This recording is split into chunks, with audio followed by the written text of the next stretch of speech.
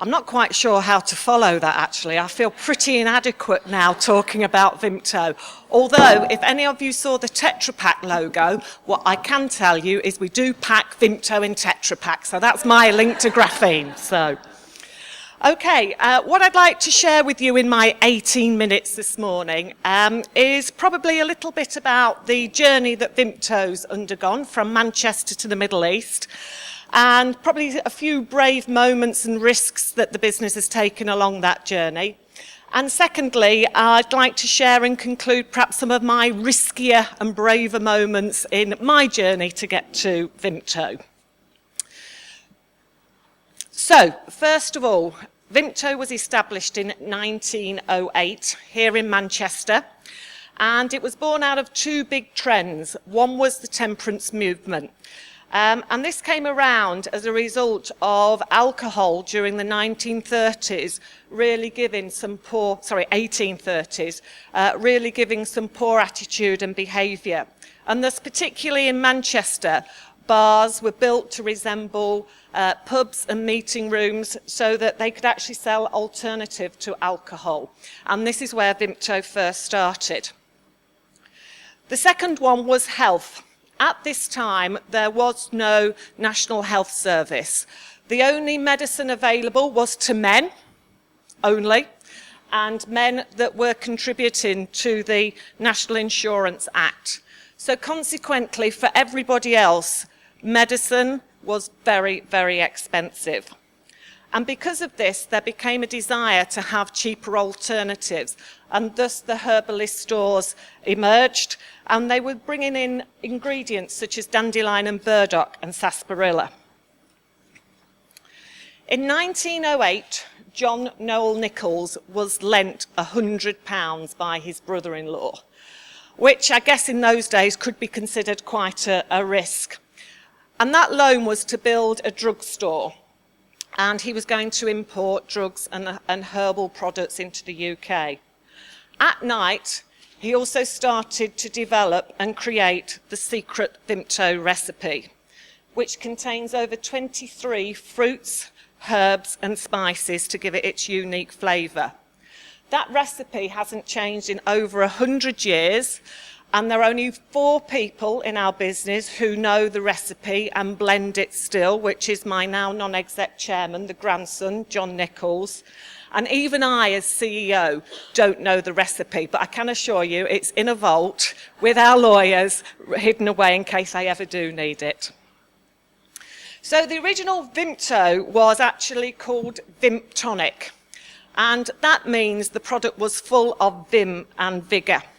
And essentially, the product that we would know this as today is really an energy drink. So it's all about giving you a boost, making you feel better, and actually acting as a stimulation drink. It changed to Vimto in 1912.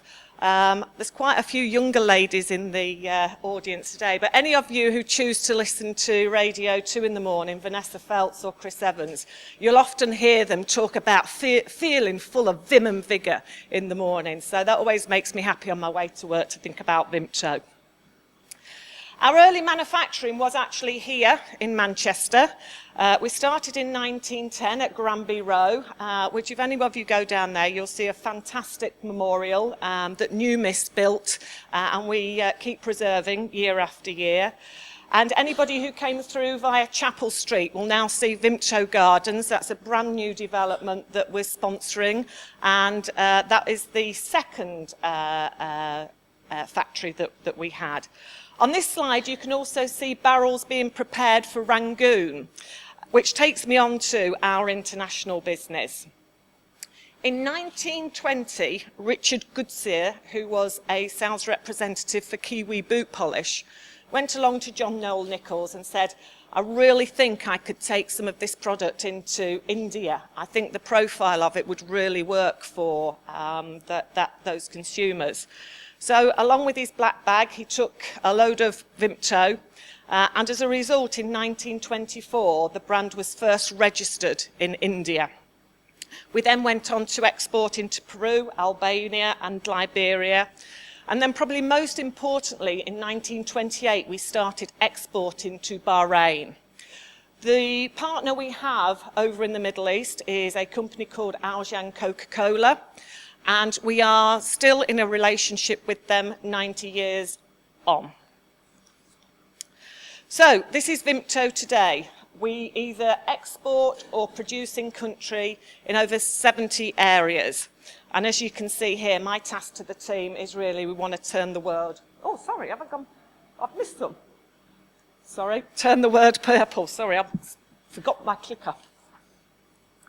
But there are lots of cultural differences within the world, and the positioning of the brand differs across the world. So, for example, in the Middle East, we're synonymous with Ramadan.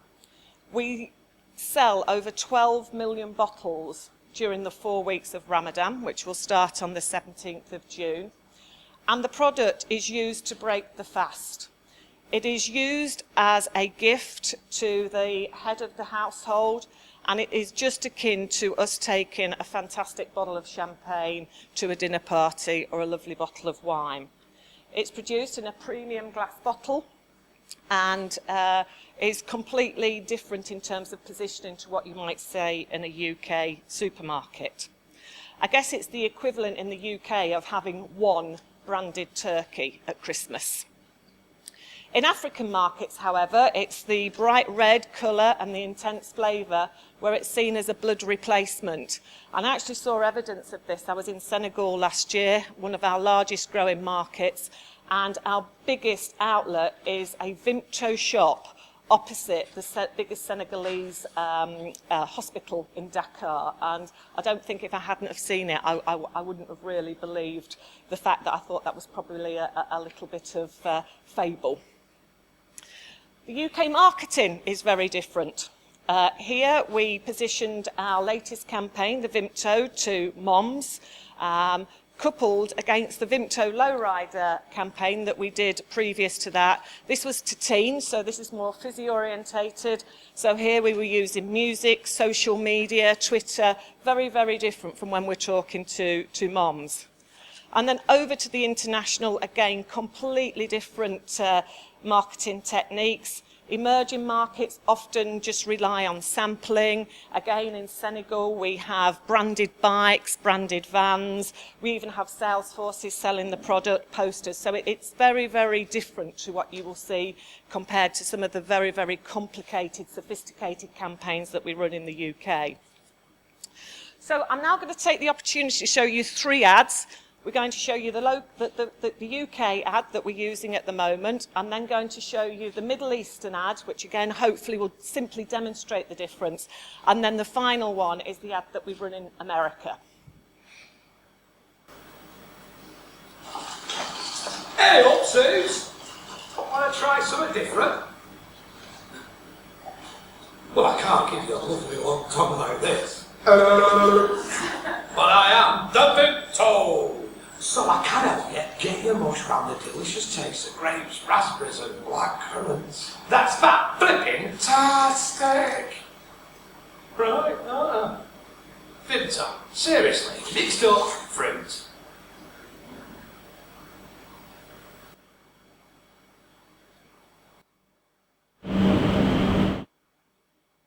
فيصل انت جاي؟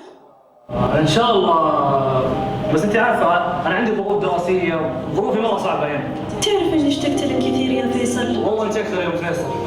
خير.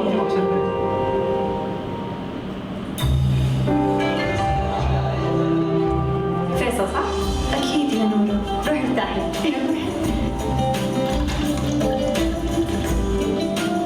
يلا يا جماعه الفطور جاهز تفضلوا. سيحتي بقول لك كل سنه وانت طيبه. فيصل.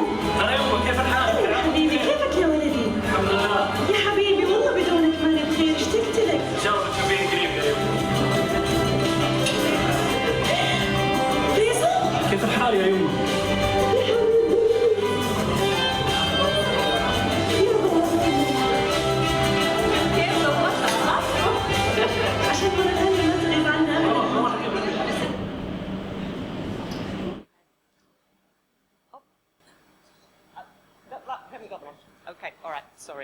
Okay, so I think you can just see by those two adverts how differently the brand's positioned in those countries.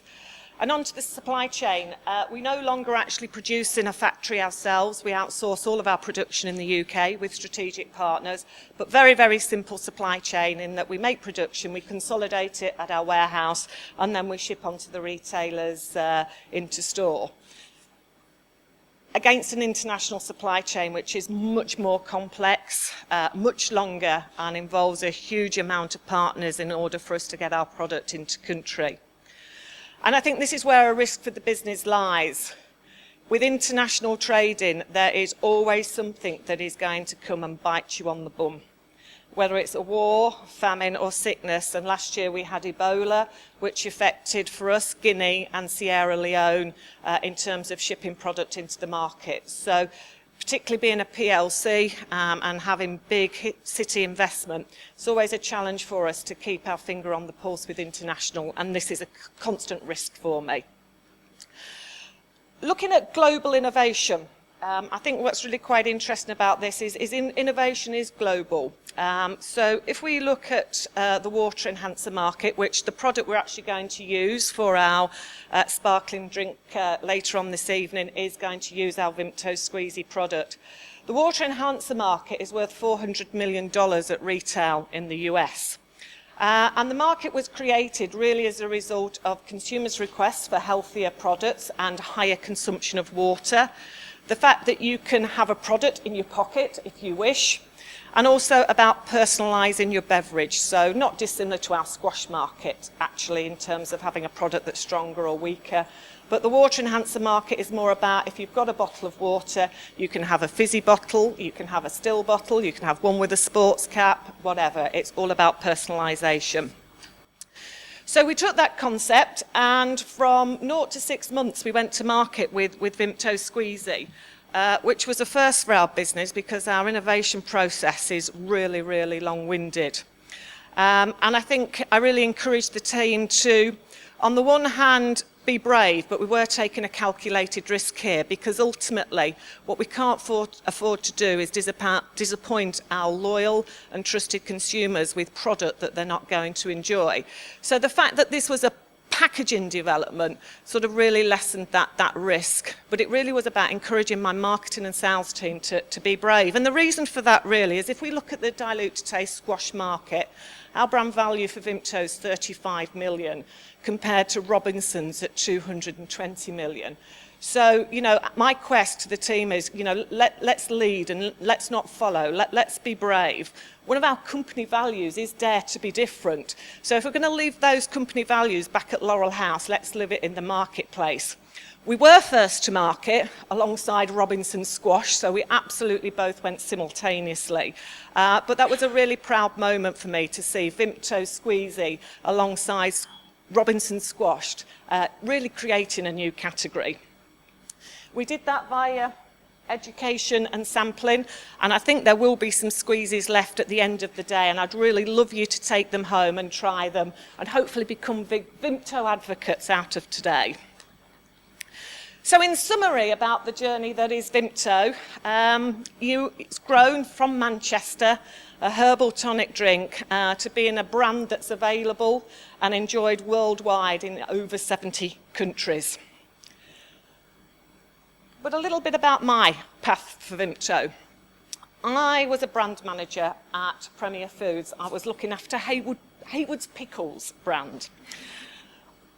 Just one thing, whatever job you're doing, always enjoy the product that you're selling or whatever. And actually, I love pickles, so that was good. At that point, so that was 1991, I decided to take a 3.5-year career break. And I have Alex, a son, who's 23 now, and Katie, a daughter, who's 21.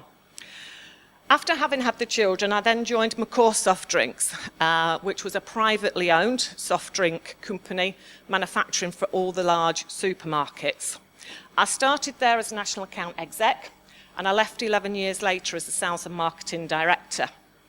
I then joined Refresco. Refresco is a huge 1.3 billion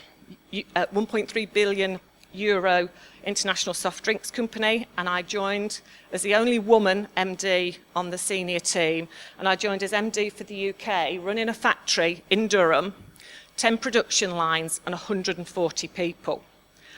That nearly killed me for 5 years, so I opted back for the easier job of being commercial director at Gerber before I was headhunted to join Nichols PLC to head up their UK division. And I've got 3 sort of quick stories to share with you. And I guess the first risk really was when I look back, and it was really interesting having this conversation with Claire Marie, because sometimes when you're chatting to somebody, you don't have that self-realisation that, oh gosh, actually that was a bit of a risk I took. So I think the first risk was actually taking a 3.5-year career break off to have the children. Because from me leaving the office in 1992, 1991, whereby you still confirmed conversations to customers by a fax or a letter, you had a PA, you dictated them, and actually when you wanted to phone them, you had to get a landline, or sometimes if you were out on the road, you had to stop at a red box and make a call. To coming back to work 3 years later, to find that email had exploded, and that actually we've got mobile phones, although they were pretty big in those days. And, you know, I don't want to overemphasize the point, but technology in my career has absolutely exploded and changed in perhaps no way ladies of 50 plus could ever have imagined. But I sort of really had to make a call then. I thought, I've really got to get back to work, because if I don't get back to work now, technology is going to overtake me and I'm going to be stuffed. So I was very lucky because I was in a position where I could actually choose a role that suited me, which we don't always have the luxury of doing. And at the time, I was offered a role as brand manager at Morrison's, brand manager at Grattan Catalogue, and then a friend called me and said, there's an advert in the Yorkshire Post, Marnie, for a role. I think it would really suit you as a national account exec. So I rang the guy up and he said, oh, it's in Nelson in Lancashire, and we were living in Selby at that point, so at least a good hour and a half away. So I said to George, I can't do that. He said, I think you should just go and have the interview and see how you feel. So, okay, so I got the kids sorted out and got myself suited and booted, and off I went. Not really in the right frame of mind, to be perfectly honest. Anybody who knows me really well knows I've got one pet hate, and that's people being late. I don't like being late, and in my meetings, nobody is ever late. If they're late, they don't come in. It's just one of my little, you can tell I get really passionate about it. I completely underestimated the M62, and I was late, 20 minutes late. And I walked into this company, all their offices were in porter cabins. I met the managing director, who was the major shareholder, and the sales and marketing director, and thought, I want this job. I really want to work here. So I tottled off home, said to my husband, this is the job that I want. That was in July, and the role didn't start in November. By November, we'd sold our house, we bought a new one, and I'd employed a nanny. And my parents thought I was absolutely bonkers. And I think looking back now, you know, that was a real risk. I hadn't even started the job, but I was so convinced. I think coming back to one of Lawrence's points about self-belief and being brave, you know, that was probably the start of my journey. And then whilst I was at McCaw, this was really brave. 5 years in, I learnt that my then sales and marketing director wanted to leave. And so Andrew, my chief exec, was searching for a replacement. And in own label soft drinks, it's a very incestuous industry. So every Saturday morning, Andrew would set out about interviewing somebody I'd met in the industry. And I'd get in on a Monday morning. I say, how did it go, Andrew? He said, oh no, he's not right. And I'm thinking, that's good, because I'm not working for him. And in the end, one Monday morning, I just went in and I decided, I said, look, Andrew, I really want an opportunity to do this role. And he looked at me completely gone out.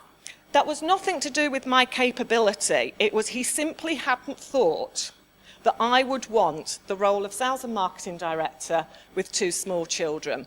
And I guess my message there, again, is about self-belief in yourselves, but also never assume anything. We have a tendency to have things in our head, and they're not always the same things that the person might have in their head opposite you. And then this was really challenging. I went off quite naively to run this factory as managing director. It was a factory that had been underinvested in for over 10 years, not just in plant and equipment, but people. I had an objective to double the sales volume going through the plant in 3 years. And we were also a contract packing facility, which meant we were packing for the likes of Innocent and Pomegranate.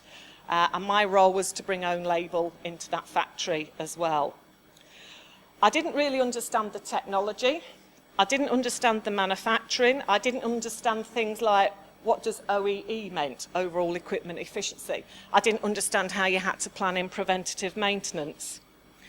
So every morning at 7:30, I used to have to put my safety shoes on and my factory coat and steel myself to walk down to the factory floor to talk to the operators, the team leaders, the engineers, to really get a good understanding of what this factory was doing and what it was capable of. I also, for the first time, had health and safety responsibility as a statutory director for 140 people in a manufacturing environment. And that really brings a level of responsibility that I'd never experienced before. Coupled with, as a result of the underinvestment in the facility, I had a very aggressive union to deal with as well. But 5 years later on, we had doubled the volume. The plant was stable and producing effectively and efficiently and profitably. And I think the most important thing I learnt there is I really needed to gain the trust and respect of the guys that I was working with before I could start to build on a plan of action to achieve the results we were targeted with. So the learnings I had along the way, really, whether you're taking a risk or being brave, you know, these probably might seem very elementary, but, you know, these are what are important to me, that people on my bus really matter to me because they make me successful and they help me succeed and they need leadership, and when you get people all pulling in the right direction, it's phenomenal what you can achieve. Personally, having worked for a Dutch company, the level of arrogance that's displayed, particularly in that culture, particularly by guys, is something that I don't feel particularly attractive. So that was a learning. And remember where you come from. One night when I was having a particularly difficult time with the union, my dad was a forklift truck fitter for Hanson Brick. So he was always sitting on the other side of the fence, and I rang him and I said, look, Dad, I've got to meet the regional representative. This is what I'm going to say to him. If you were on the other side of the table, how would you feel about the way I'm going to conduct this meeting? And the insight and advice he gave me was absolutely invaluable. So, you know, always be modest and be true to yourself. And so really why I'm here today is, in my industry, 80% of the shoppers in the supermarket are female. And yet it's not unusual in 2015 that I go to a senior industry event and I am probably one of 5 women in the room. So that still really disappoints me today in 2015 that's the case. It's encouraging when I get into the professional sector, then, you know, that switch is happening. But certainly in the grocery industry, I don't see a huge amount of progress. So the final point I want to share is don't be afraid to share your knowledge. I take on quite a few young ladies mentoring now. It's not rocket science. Sometimes I'm just at the end of the phone to have a quick conversation about. But that's why I'm here today, really, to share my story. And, you know, hopefully if you only have one little nugget that you've taken away and you're going to try Vimto, then my job will be done. And just one final point, which is a bit of a plea, is I'm actually going to Tasmania on Saturday. I'm going to work with Farm Africa, and I'm going to work with 6 ladies in the grocery industry, and in 3 days we're going to build 90 hives with local ladies in the community in order to create some sustainable ability for ladies in this part of Africa to become more financially independent. I've got a Just Giving page. It's the Big Beehive Build / Marnie Millard, and you know, even if anybody could just give a few pennies, then that would be most helpful and I'd be extremely grateful. Thank you.